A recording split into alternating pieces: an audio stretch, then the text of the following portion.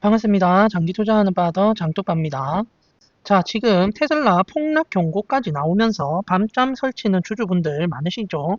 남들이 다 두려워하고 던질 때 일론 머스크는 왜 갑자기 엘리베이터 이야기를 꺼내며 역대급 자신감을 보였을까요?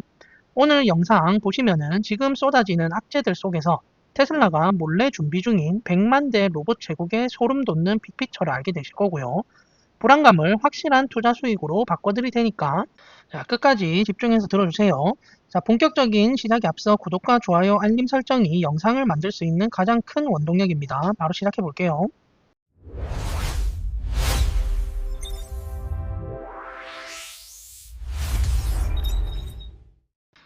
자, 요즘 매크로 상황도 너무 좋지 않고 미국 주식과 코인 뭐 다 하락 중이죠. 테슬라도 하락 중인데 이럴 때면 우리 투자자분들도 두려움을 느끼기 마련입니다. 제가 항상 말씀드리지만 테슬라라는 종목은 앞으로도 계속 변동이 심할 거예요. 그리고 우리의 기본 투자 방향은 장기 투자죠. 자, 여기서 제일 중요한 점은 뭐겠습니까? 테슬라 장기 투자를 마음먹었다면 이 업다운을 버틸 마음의 준비가 되어 있어야 하고요. 그리고 주가가 왜 하락하는지에 대해서 정확히 이해하고 있어야 합니다.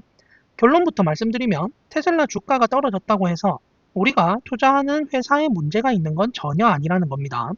오히려 테슬라는 계속해서 앞으로 나아가고 있죠. 자, 그럼 하락하는 원인에 대해서 살짝 짚어보고 뉴스로 넘어가 보겠습니다. 지금 2026년 3월 기준으로 미국 증시 전체가 크게 하락하고 있는데요. 가장 큰 원인은 미국과 이스라엘 그리고 이란의 전쟁이 격화되고 있기 때문인데요. 중동 지역의 불안감이 최고조에 달하면서 국제 유가, 그 중에서도 브렌트유가 배럴당 100달러를 훌쩍 넘겼습니다. 기름값이 오르면 물가도 당연히 오르겠죠. 이 물가 상승 우려 때문에 미국 중앙은행인 연방준비제도가 올해 금리를 내릴 거란 기대감이 사실상 무너졌습니다. 금리가 계속 높게 유지되면 테슬라 같은 성장주나 기술주들은 자금을 조달하거나 이익을 내기 어려워져서 주가에 큰 타격을 받게 되겠죠. 게다가 메타나 구글 같은 큰 기술 기업들도 소셜미디어 중독 관련 소송에서 지면서 나스닥 지수가 고점 대비 10% 이상 떨어지는 조정장에 들어섰습니다. 이런 상황에서 테슬라는 내부적인 악재까지 겹쳐 더 힘든 시기를 겪고 있는데요. 할부 이자가 비싸니까 사람들이 자동차를 잘 안 사게 돼서 올해 1분기 차량 인도량이 훅 떨어질 걸로 예상되고 있습니다. 월스트리트에서는 올해 총 인도량을 169만 대 수준으로 대폭 낮춰 잡았어요. BYD 같은 경쟁사들이 치고 올라오는 것도 부담이고요. 여기에 더해 미국 도로교통안전국이 테슬라의 자율주행인 FSD 시스템에 대해 약 320만 대 규모의 엔지니어링 분석에 들어갔습니다. 이건 자칫 대규모 강제 리콜로 이어질 수 있는 심각한 조사 단계라 시장이 크게 긴장하고 있습니다. 게다가 테슬라가 올해 공장을 짓고 장비를 사는 데 쓰는 자본 지출을 200억 달러 넘게 예고하면서 2018년 이후 처음으로 회사에 남는 잉여 현금 흐름이 적자로 돌아설 수 있다는 그런 경고까지 나오고 있죠. 주요 투자 은행들은 테슬라 주가가 지금보다 60%나 더 폭락할 수 있다고 경고하고 있어서 투자 심리가 꽁꽁 얼어붙은 그런 상태입니다. 하지만 이런 불안한 상황 속에서도 일론 머스크는 아주 확고한 메시지를 던졌는데요. 최근 일론은 자율주행 기술에 대한 사람들의 의심을 엘리베이터의 역사에 비유를 했는데요. 자, 여러분, 옛날에는 엘리베이터에 사람이 직접 타서 층수를 맞추고 문을 열어주는 수동 조작원이 있었다는 거 아시나요? 처음 사람 없이 움직이는 자동 엘리베이터가 나왔을 때 사람들은 기계가 알아서 움직이는 걸 엄청 무서워했었습니다. 하지만 조작원이 피곤하거나 술에 취해 실수하는 것보다는 인간의 실수를 아예 없앤 기계 자동화가 훨씬 안전하다는 게 증명이 됐죠. 지금 엘리베이터 타면서 버튼 누르는 거 무서워하는 사람 아무도 없잖아요. 일론은 테슬라의 완전 자율주행도 똑같다고 말을 합니다. 지금 사람들이 자율주행 차를 불안해하는 것은 과거에 자동 엘리베이터를 못 믿었던 것과 같다는 거죠. 기술이 완성되면 자동차도 그냥 타서 목적지 버튼만 누르면 안전하게 데려다주는 일상적인 수단이 될 거라고 강조합니다. 그러면서 시장 상황 때문에 지금 테슬라 주가가 360달러 정도에 머물고 있지만 장기적으로는 가치가 엄청나게 오를 테니 주식을 꽉 쥐고 있으라고 강력하게 장담했습니다. 자율주행에 대한 두려움은 그저 일시적일 뿐이라는 그런 말이죠. 자, 이렇게 주가 하락 이유와 테슬라의 흐름에 대해 잠깐 알아봤는데요.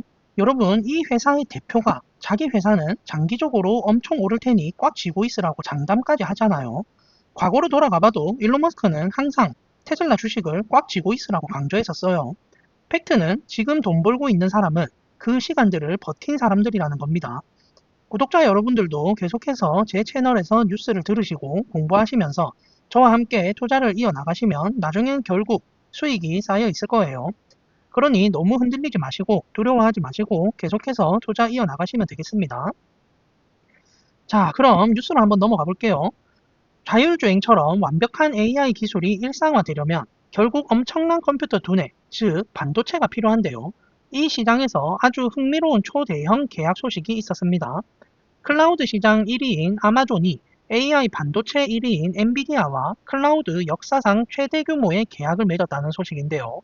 무려 100만 개의 반도체 칩을 2027년 말까지 받기로 한 겁니다. 여기에는 엔비디아의 차세대 칩인 블랙웰과 그 다음 세대인 루빈, 그리고 관련 네트워크 장비까지 전부 포함되어 있어요. 자, 이게 왜 중요하냐면요.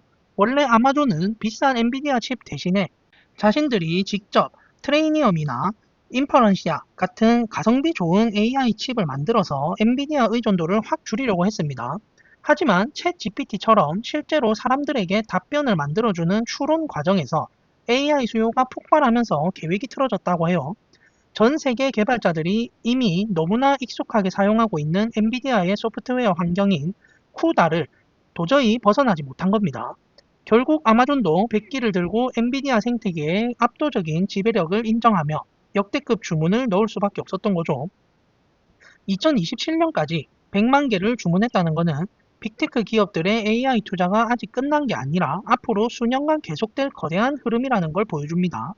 참고로 지금 이 칩들이 모자란 거는 엔비디아의 설계 능력이 부족해서가 아니에요.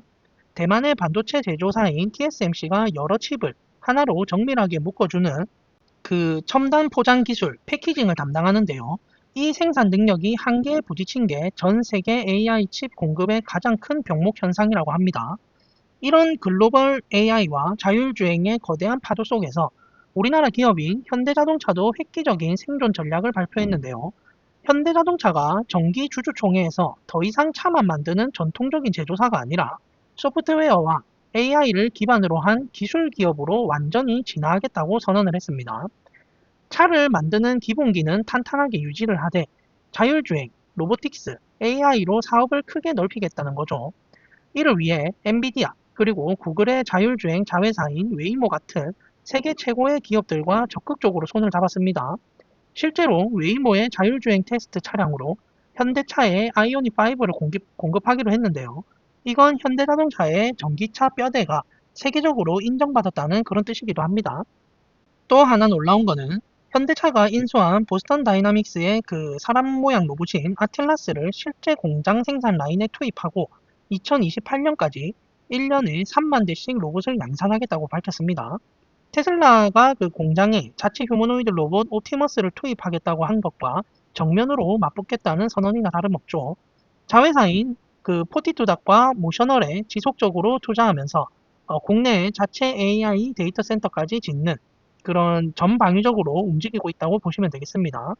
현대차의 이런 투트랙 전략은 경쟁사들과 뚜렷한 차이를 보이는데요. 테슬라는 FSD부터 무인 택시, 옵티머스, 자체 AI 칩까지 회사 내부에서 모든 걸 스스로 만들어내는 완벽한 현실 세계 AI 기업을 목표로 하고 있는데요. 반면 중국의 BYD는 자체 개발한 그 지능형 주행 시스템을 더 저렴한 일반 차들까지 널리 흩뿌리며 덩치를 키우고 있습니다. 결국 미래의 자동차는 바퀴 달린 스마트폰이 될 텐데요. 그 현대차 역시 글로벌 주도권 전쟁에서 살아남기 위해 기술 기업으로 전환이라는 시급하고 필수적인 결단을 내린 거예요. 자, 그럼 다음 소식은요. 국내 전기차 시장 판도를 흔들 테슬라 코리아 소식을 전해드릴 건데요. 당장 4월 1일부터 테슬라의 고급 라인업인 모델 S와 모델 X의 국내 판매가 전면 중단된다고 해요. 이 두 모델을 대체할 신차 계획은 없는데요.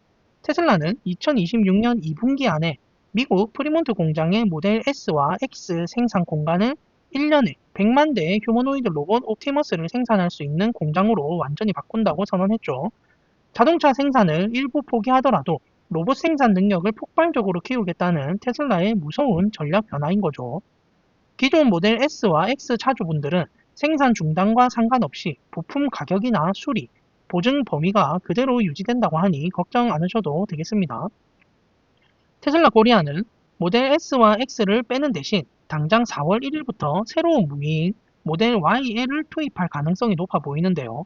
이건 기존 모델 Y보다 앞바퀴와 뒷바퀴 사이의 거리를 늘려서 실내 공간을 넓힌 롱휠 베이스 모델입니다.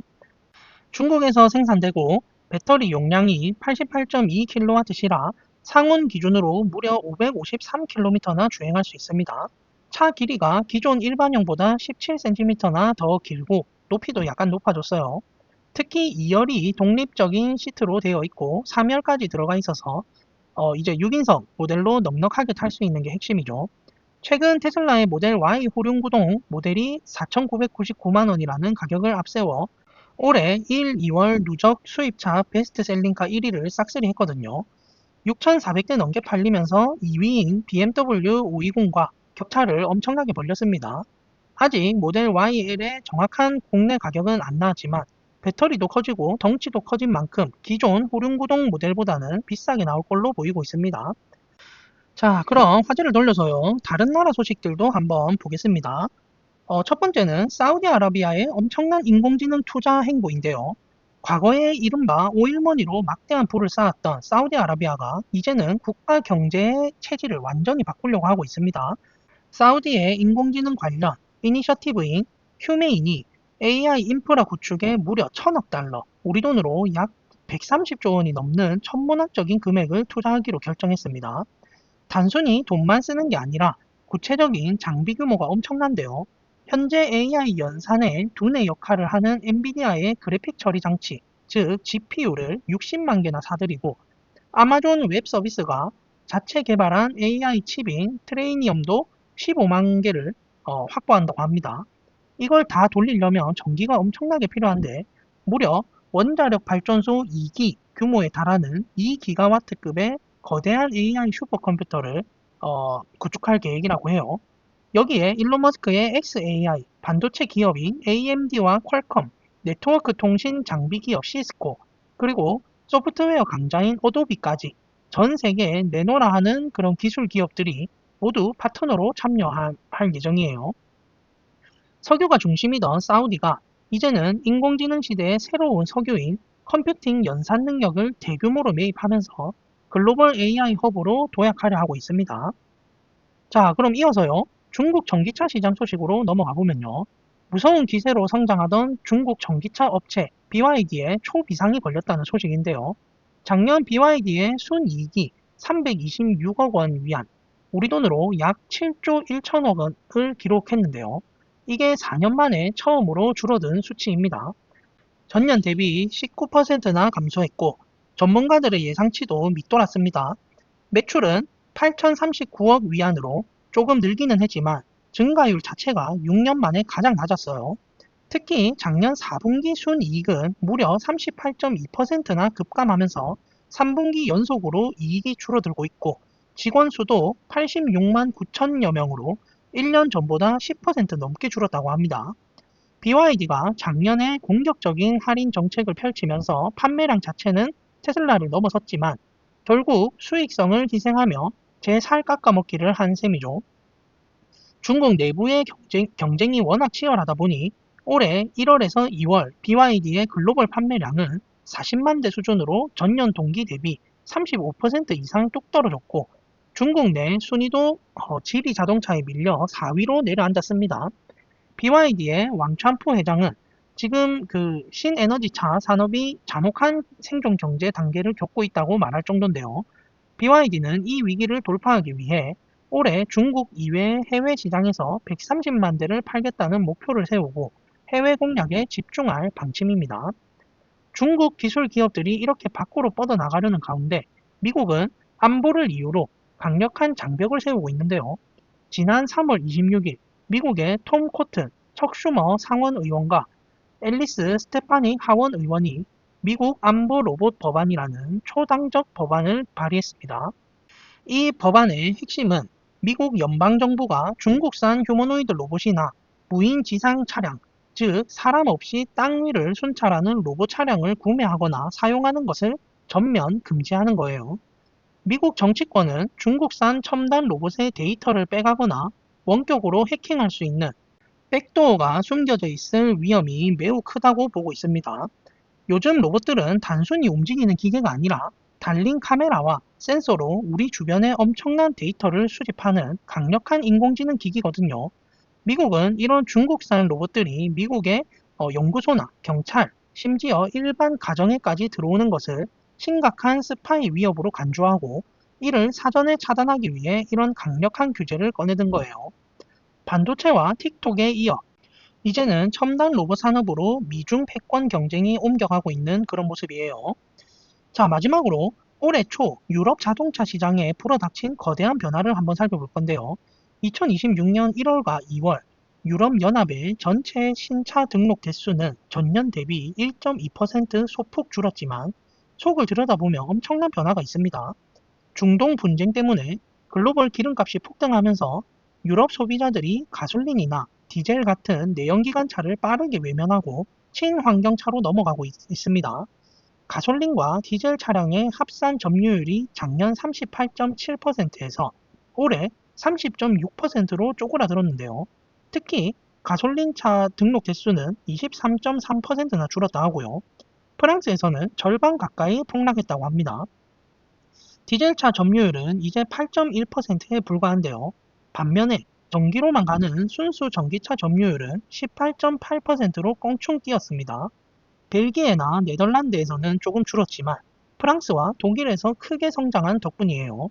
가장 인기 있는 건 하이브리드 차량이었는데 점유율 38.7%로 시장 1위를 차지했고요. 외부에서 전기를 꽂아 충전할 수 있는 플러그인 하이브리드 역시 이탈리아와 스페인에서 폭발적으로 팔리며 점유율이 9.8%까지 올랐습니다. 비싼 기름값 때문에 시작된 이 변화는 당분간 계속될 것으로 보이고요. 분석가들은 3월에도 전기차 점유율이 더 오르고 테슬라의 유럽 판매량도 계속 증가할 것으로 내다보고 있습니다. 자, 오늘 제가 준비한 소식은 여기까지고요. 오늘 소식에 대해 구독자님들은 어떤 생각이 드셨는지 자유롭게 댓글로 남겨주시면 함께 이야기 나눠보겠습니다. 이상으로 저는 장기 투자하는 바더 장초빠였습니다. 감사합니다.